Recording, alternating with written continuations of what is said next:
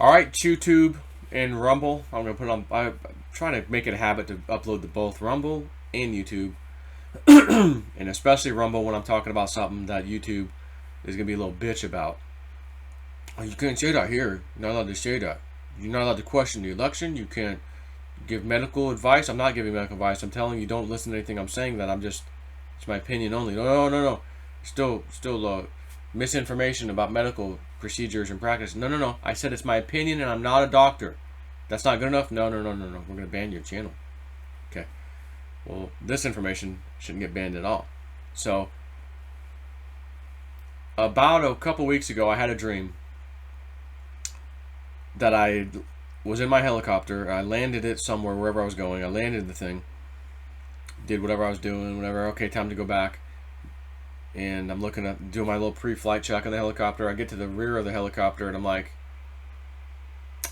there's the square thing with 4 screws or bolts, in it, and I can see the 3 had fallen out. The 4th one, or the 3 are there, and I try to tighten them, and they're just stripped. They won't move. I'm like, or won't catch, won't grab.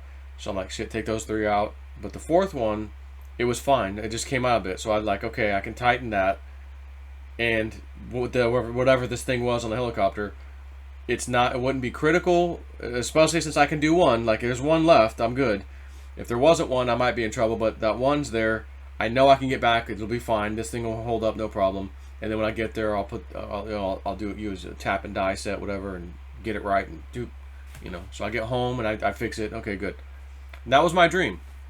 So I wake up again a couple weeks ago and I go, I think they're trying to show me there's going to be some kind of little issue maybe with the helicopter. It doesn't seem life-threatening. It's just something's coming up, So I'm like, okay. So I've flown it a couple times and no problem. Everything's fine. And I was with my instructor or whatever. But so then this Saturday, the first of the year, my friend Amy, who does the trikes, and her husband Larry, she's been, begging me, Joe, please let me go up whenever I get a chance, with the instructor, a friend of ours now. And I'm like, all right, no problem. So I go, Saturday, you can go first, take you up for like an hour and have fun. She goes, oh, yeah. So she went up, they went up. And I already pre-flighted the helicopter.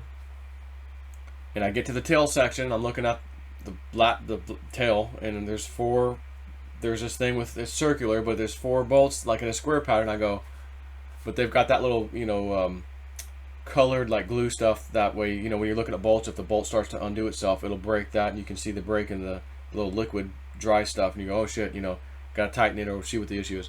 And I go, well, that's 4 screws, 4 bolts, screws, I'm like, but I'm like looking at it, it's solid, it's tight, I mean, everything looks good. Do the full pre-flight, it's ready to go inside, and he's like, well, why don't you get your checklist out and start firing up the helicopter to where the rotor starts spinning, and then you can get out and I'll get in. And I'm going, okay. So she's sitting next to me, and Amy, and I'm doing all the stuff. So one of the procedures, turn fuel boost on. When you flip that switch, there's 2 fuel pumps, a main fuel pump, and then there's kind of a backup extra fuel pump, if you will, that provides extra pressure to the system, initially from the fuel tanks to the main fuel pump. So when you flip that switch, it's loud, like you're sitting in the cockpit, and it's kind of right underneath you, outside, but you can hear it running. So it's a visual thing. I flip the switch and I can hear it every time. Now once the thing's spun up and all the noise is happening, you're not going to hear it anymore. But before the blades or even the engine started, you're flipping that switch as part of the process. Okay.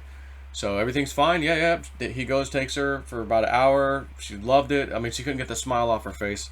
And I know exactly how she feels, because I felt the same way when I first got that thing. And I'm like, oh, this is so freaking cool. But so they land, and it's completely shut down, or no, wasn't completely shut down. It was still running. And so I get in and like, yeah, let's go. So fuel boost, all that stuff, everything was already on. So we hover over just to the fuel station, which is very short distance away. We're just hovering down the taxiway to get over there. Set it down, do the full shutdown. Obviously, you got to put fuel in it. Blades, everything stops. Fill it up, Now, you don't do a full pre-flight on the outside at that point, but on the inside, you still have to do your checklist to fire it back up.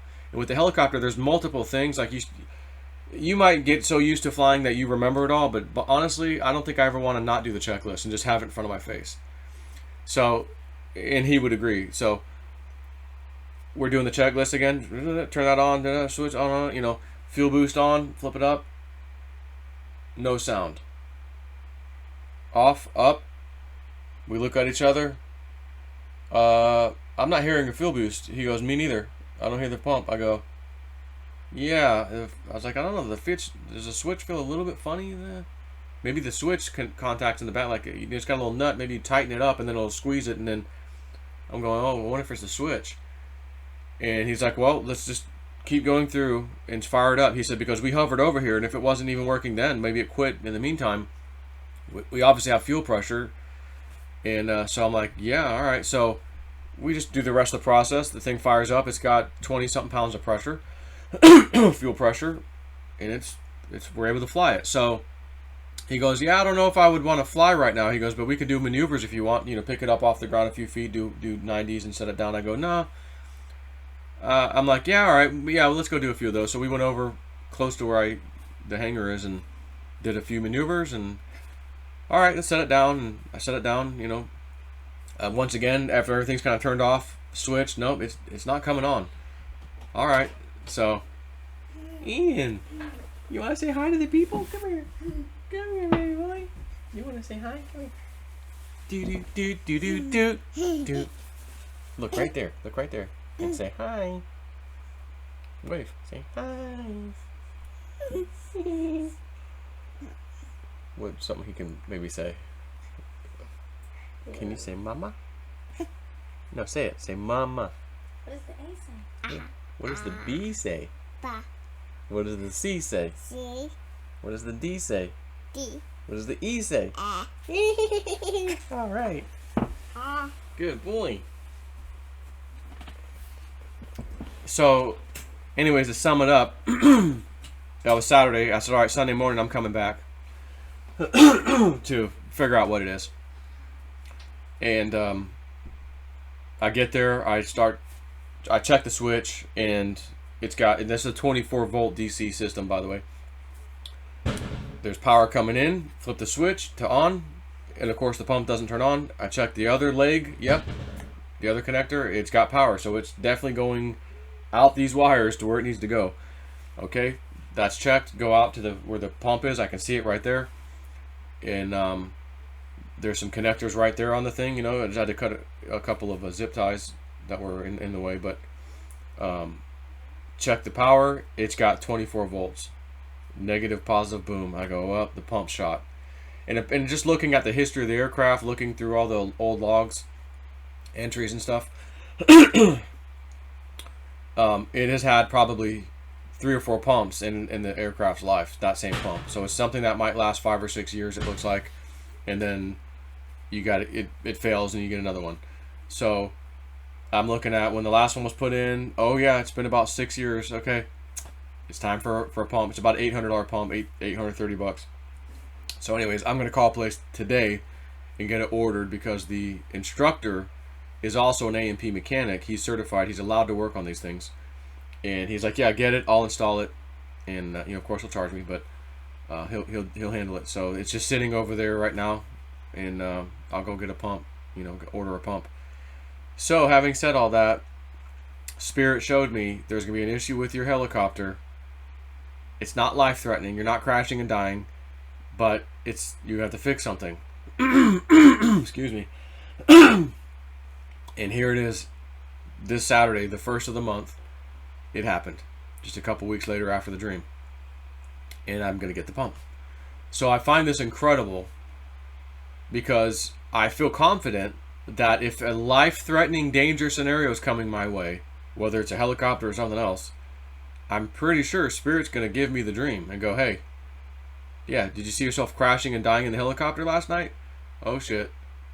Right? That would be what that tells me.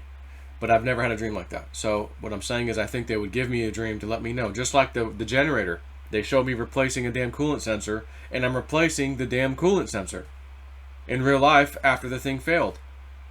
Holy shit. That happened. So, incredible. So I'll end this video with a little bonus of, well, it's not really a bonus because I'm not going to tell you what the coin is, but I can't. It's for Patreon only. But Daz Smith from the remote crypto viewing team, remote viewers, they do their monthly thing. We're going to look at December news items, January news items, and we'll see if we can remote view the future. Newsworthy items that'll come up, and they look at crypto too. So one of them had something about Ethereum, like they're holding back some news or something that's going to be good. But then, and I don't know if it was Daz, but Daz then had one for sure where he goes, I see this certain symbol, and it looks like this, such and such, and I just, like, I don't think the rest of the market's going to do what this coin's going to do. Like, it's going to skyrocket. And he goes, I think it looks like January. And it's going to, like, defy the odds. Skyrocketing. Like, he goes, just... So I have this... I go to bed last night, and I'm like, Spirit, could you please give me a dream if such and such coin, the one I think it is, based off of the information, and my own little due diligence research of why I think it's this coin. And the coin has done well already, by the way. And it already has defied the odds compared to the rest of the market for the last year. I'll tell you that much, which is interesting. And I say, so anyways, so I get this dream where I'm like on a, Iron Man spacesuit. Someone is in it, and they're carrying me, and I'm holding them. They're like holding me as we skyrocket into space so fast it would make your head spin. I couldn't believe how fast we're going. And then we're floating in space for just a few seconds. And there's like 3 satellites up there with us. I'm like, oh yeah, we're up in space, all right. And we start to zoom back down to Earth for him to take me back down. And we were really close to one of the satellites. It made me nervous, but we fly right past it. I'm like, wait a minute, what about re-entry? I'm going to burn up, man. Like the space shuttle. What about me? I'm not getting nervous, but no problem. We just made it right back down. He drops me off at a train station.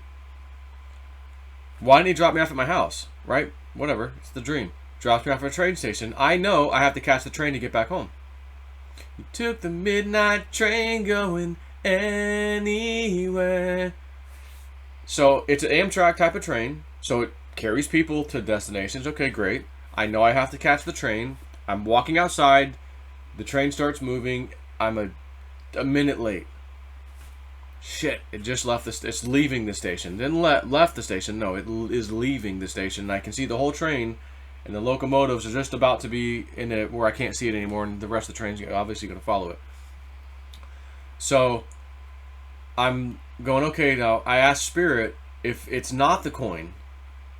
Same night, last night when I'm dreaming, before I dreamed, as I'm going to bed, I'm like, if it's Spirit, if it's not this such and such coin, don't just say no, so to speak, in a dream, but show me the coin it is, please.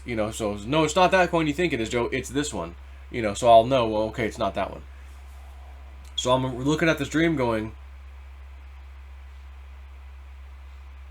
that doesn't tell me no, it's not. I can't pull any other coin out of this and make this make sense. But the coin that I think it is, here's why the skyrocketing thing makes sense. Because it's going to, like Daz said, okay, but that could be any coin. Okay, that makes sense.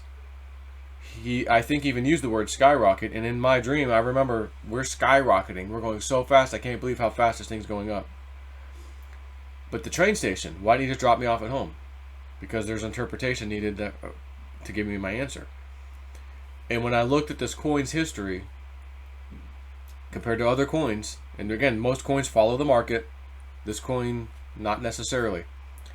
And I'm going, wow, it's already done well and stayed well. And continues to look like it's doing well. Yeah, it has pullbacks, but it just keeps going. And if this thing is the coin, and I'm looking at this chart, the coin hasn't been out all that long, it's already done fantastic. You could look at that and go, yeah, the train has started to leave the station, but it hasn't left. You still have time to get on this and skyrocket up. And I'm going, yeah, that coin, this all starts to make sense to me now based on the chart, what they do, well, what their blockchain is about, that kind of thing. I'm going, oh, I think I might know it. So I did do a Patreon post yesterday saying, hey, I think it's this, but I'm going to ask for a dream tonight. And I got a dream.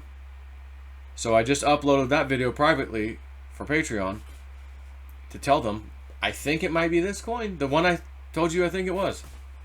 Actually, I think it's that, because they gave me a dream that makes sense to me. That it's not just them coming to me and going, Joe, yes, it's such and such coin. You correct. It doesn't work that way.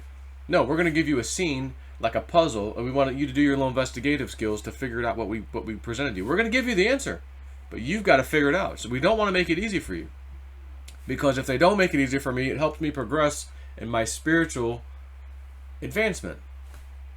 Make sense? So that I can get to a point where I'm going, and I already feel like I am with the dreams. I'm interpreting a lot of my dreams right, because then the shit happens and I go, oh shit, I got that. So, anyways, that was kind of a little bonus at the end. We'll see what happens, and if this thing rockets up in this month, January, and again, the remote viewers aren't always dead on accurate for absolutely this next month. Sometimes it does stretch out into the second or third month even, they've been known to at times. Which I'm okay with. Am I going to be pissed off if the thing doesn't skyrocket until 3 months from now? No. Not at all. But it would be cool if it was January like they thought it was, and it happens, and holy shit, my dream was right too, and oh my god, we made a effing F-ton of money in January while the rest of the market just did nothing or okay. Like, I'm alright with that, because then I can take that money, and maybe it was many, many, many multiples, maybe, and go, oh, even though XRP hasn't dropped down to my low buy order, I might as well just get it now, because of the multiples I made over here. I could just buy it now and be fine. And since I got left over, I'll buy some Digibyte too, and I'll buy some XLM too, and yeah, that sounds good. All with this recent profit I got from my dreams, and thanks to Dad Smith remote viewing session, that put it in front of me. Again, assuming I got it right. And we're not going to know until whatever happens. We're going to find a coin that has this very interesting symbol that he drew. And there's a few coins that have this symbol, or similar. And I just hope I got the right one. So, we shall see. Take care.